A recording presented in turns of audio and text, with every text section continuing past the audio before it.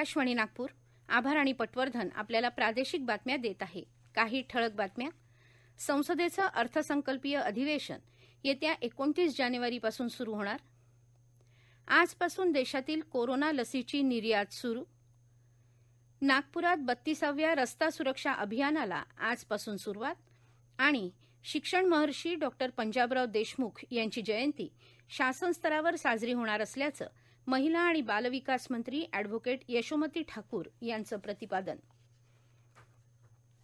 संसदेचं अर्थसंकल्पीय अधिवेशन येत्या 29 तारखेला सुरू होणार आहे. लोकसभेचे सभापती ओम बिर्ला यांनी काल ही माहिती दिली. मध्यवर्ती सभागृहात दोन्ही सदनांच्या संयुक्त बैठकीत राष्ट्रपती रामनाथ कोविंद यांच्या अभिभाषणानं अधिवेशनाला सुरुवात होईल. अधिवेशनाचं पहिलं सत्र 15 फेब्रुवारीपर्यंत तर दुसरं सत्र 8 मार्च ते 8 एप्रिलपर्यंत चालेल. राज्यसभेचं कामकाज सकाळी 9 ते दुपारी 2 तर लोकसभेचं कामकाज दुपारी 4 ते रात्री 9 या काळात चालेल. केंद्रीय अर्थसंकल्प 1 फेब्रुवारीला मांडला जाणार आहे. दरम्यान संसदेच्या उपाहारगृहाचं अनुदान पूर्णपणे बंद करण्यात आल्याची माहिती बिर्ला यांनी दिली. यामुळे संसद सदस्यांना आता स्वस्त दरात खाद्यपदार्थ मिळणार नाहीत. राज्यात काल 274 केंद्रांवर सायंकाळी 7 पर्यंत 14,883 आरोग्य कर्मचाऱ्यांना कोरोना लसीकरण करण्यात आलं. कर्मचाऱ्यांना लस देण्यात आली असून काही ठिकाणी सायंकाळी उशिरापर्यंत लसीकरण सुरू होतं. हे प्रमाण जवळपास 52.68% इतकं आहे. लस घेतल्यानंतर गंभीर प्रतिकूल परिणाम झाल्याची घटना झाली नसून आजही लसीकरण सुरू आहे. कोविड पोर्टलवर 17,762 वॅक्सिनेटर्स आणि 7,85,927 आरोग्य कर्मचाऱ्यांची नोंद करण्यात आली असल्याचं आरोग्य विभागाचे प्रधान सचिव डॉ. प्रदीप व्यास यांनी सांगितलं. कोरोना विरोधातील दोन्ही लसी सुरक्षित असल्याची खात्री वैज्ञानिकांनी दिली आहे. तरीही आरोग्य कर्मचाऱ्यांमध्ये काही संभ्रम दिसून येत असल्यानं समुपदेशन आणि जनजागृती करण्यात येत असल्याचं राज्याचे आरोग्यमंत्री राजेश टोपे यांनी आज सांगितलं. राज्यात पहिल्या दिवशी 65% लसीकरण झालं होतं. आता 54% झालं आहे. लसीकरणाबाबत आपण राज्यात पहिल्या 2-3 क्रमांकावर आहोत. लसीकरणासाठी अॅप संथ गतीनं चालत आहे. ही बाब केंद्र सरकारच्या निदर्शनास आणून दिली आहे. लसींबाबत लोकांमधील संभ्रम दूर करण्यासाठी आपण स्वतः लस घ्यायला तयार आहोत.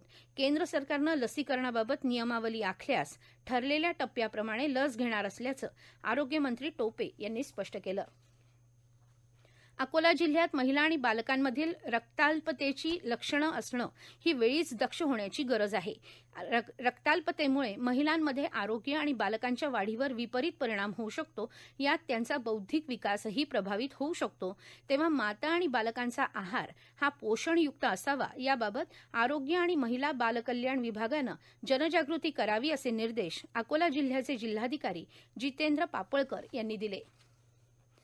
भारत आजपासून कोरोना लसीची निर्यात सुरू करणार आहे. ऑक्सफर्ड आणि ॲस्ट्रोझेनिका या कंपन्यांच्या लसींचे लाखो डोस पुढील काही दिवसात मध्यम आणि कमी उत्पन्न असलेल्या देशांना वितरित करण्यात येतील. आरोग्य क्षेत्रात भारत जागतिक समुदायाच्या आरोग्याच्या गरजा भागवण्यासाठी विश्वासार्ह भागीदार होत आहे आणि हा भारताचा गौरव आहे, असं पंतप्रधान नरेंद्र मोदी यांनी आपल्या ट्विटर संदेशात म्हटलं आहे. शेजारील देश तसंच भारताची प्रमुख भागीदारी असलेल्या देशांनी भारतात निर्मिती झालेल्या लसींची मागणी केली असल्याचं परराष्ट्र मंत्रालयानं जारी केलेल्या निवेदनात म्हटलं आहे. लसींसंदर्भातील देशातील अंतर्गत गरज आणि बांधिलकी पूर्ण करून हे डोस निर्यात करण्यात येणार आहेत. भूतान, मालदीव, बांगलादेश, नेपाळ, म्यानमार आणि सिशेल्स या देशांना आजपासून वितरण सुरू होत असल्याचं मंत्रालयानं म्हटलं आहे. कृषी कायद्यांसंदर्भात सर्वोच्च न्यायालयानं स्थापन केलेल्या समितीची काल पहिली बैठक झाली.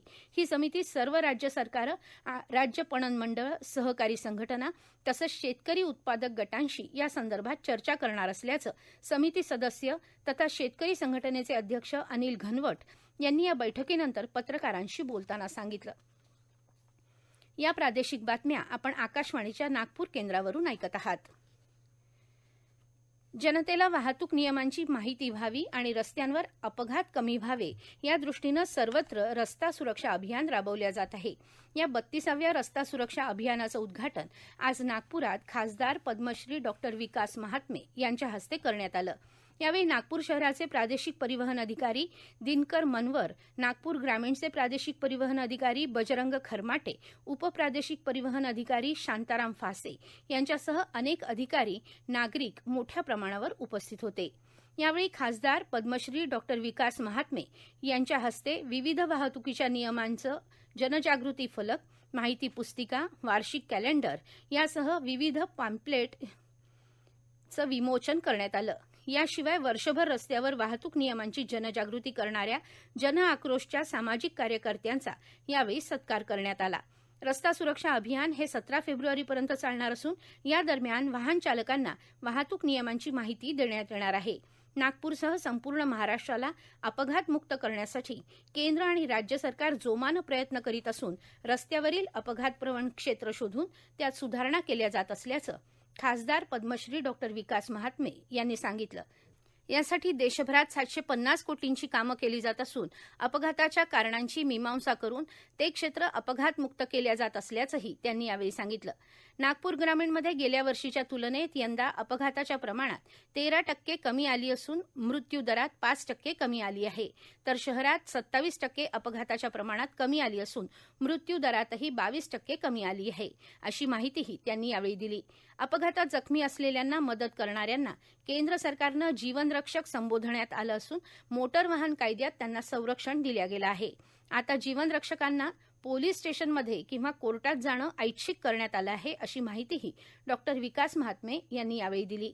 यावेळी लकी ड्रॉ काढून 5 वाहन चालकांना हेल्मेट वितरित करण्यात आलं. भंडारा उपजिल्हा रुग्णालयातील आगीचा अहवाल आज येण्याची शक्यता आहे. हा अहवाल मुख्यमंत्री, उपमुख्यमंत्री आणि गरज पडल्यास कॅबिनेटच्याही निदर्शनास आणून देऊ, अशी माहिती आरोग्यमंत्री राजेश टोपे यांनी दिली. अहवालातील तथ्यांच्या अनुषंगानं कारवाई केली जाईल. या प्रकरणी दुर्लक्ष करणाऱ्यांना शिक्षा होईलच यात शंका नाही. मात्र ही सगळी यंत्रणा दुरुस्त करण्यासाठी सर्वतोपरी प्रयत्नशील राहू, असं आश्वासनही राजेश टोपे यांनी यावेळी दिलं.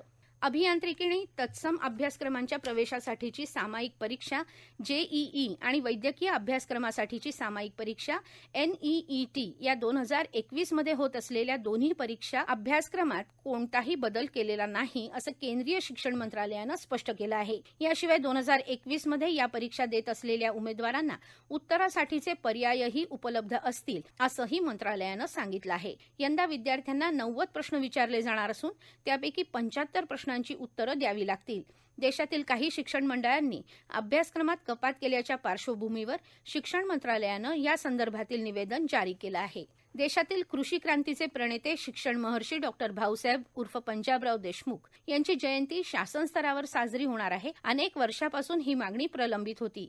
अमरावतीकर नागरिकांच्या आणि विविध सामाजिक संघटनांची मागणी आणि भावना लक्षात घेऊन राज्याच्या महिला आणि बालविकास मंत्री तथा जिल्ह्याच्या पालकमंत्री अॅडव्होकेट यशोमती ठाकूर यांनी याचा पाठपुरावा केला. भारतातील प्रथम आंतरराष्ट्रीय कृषी प्रदर्शनाच्या माध्यमातून कृषी क्षेत्रामध्ये आमूलाग्र बदल आणि विदर्भातील तळागाळातील व्यक्तींपर्यंत शिक्षण पोहोचवण्याचं कार्य भाऊसाहेबांनी केलं आहे. शिक्षणाची ज्ञानगंगा घरोघरी पोहोचवताना वंचित घटकांना न्याय मिळवून दिला आहे. या महापुरुषाची जयंती शासन स्तरावर साजरी करण्यासाठी विविध संघटनांनी मागणी केली होती. त्यांच्या या मागणीला आघाडी शासनानं मंजुरी देत या संदर्भात शासन निर्णय निर्गमित केला आहे. डॉ. भाऊसाहेब यांची जयंती शासन स्तरावर साजरी होण्यासाठी पालकमंत्री यशोमती ठाकूर यांनी वेळोवेळी पाठपुरावा करून ही मागणी मंजूर होण्यासाठी सर्वंकष प्रयत्न केले. या निमित्तानं त्यांच्या या पाठपुराव्याला यश मिळालं आहे. भारत आणि इंग्लंड दरम्यान पुढील महिन्यात होणाऱ्या 4 कसोटी क्रिकेट सामन्यांपैकी 2 सामन्यांसाठीच्या भारतीय संघाची घोषणा भारतीय क्रिकेट नियामक मंडळानं केली आहे. या सामन्यांसाठी विराट कोहली खेळणार असल्याचं मंडळानं सांगितलं. कोरोनाच्या पार्श्वभूमीवर 16 ऐवजी 18 सदस्यांची या संघासाठी निवड करण्यात आली आहे. पहिले दोन्ही सामने चेन्नई इथं खेळले जाणार असून 5 ते 9 फेब्रुवारी दरम्यान पहिला तर 13 ते 17 फेब्रुवारी दरम्यान दुसरा सामना खेळला जाणार आहे. तर पुढचे दोन्ही कसोटी सामने अहमदाबाद इथं 24 ते 28 फेब्रुवारी आणि 4 ते 8 मार्च दरम्यान होणार आहेत. शेवटी पुन्हा काही ठळक बातम्या. संसदेचं अर्थसंकल्पीय अधिवेशन येत्या 29 जानेवारीपासून सुरू होणार. आजपासून देशातील कोरोना लसीची निर्यात सुरू. नागपुरात 32व्या रस्ता सुरक्षा अभियानाला आजपासून सुरुवात. आणि शिक्षण महर्षी डॉ. पंजाबराव देशमुख यांची जयंती शासन स्तरावर साजरी होणार असल्याचं महिला आणि बालविकास मंत्री अॅडव्होकेट यशोमती ठाकूर यांचं प्रतिपादन. आकाशवाणी नागपूर केंद्रावरील प्रादेशिक बातमीपत्र संपलं. नमस्कार.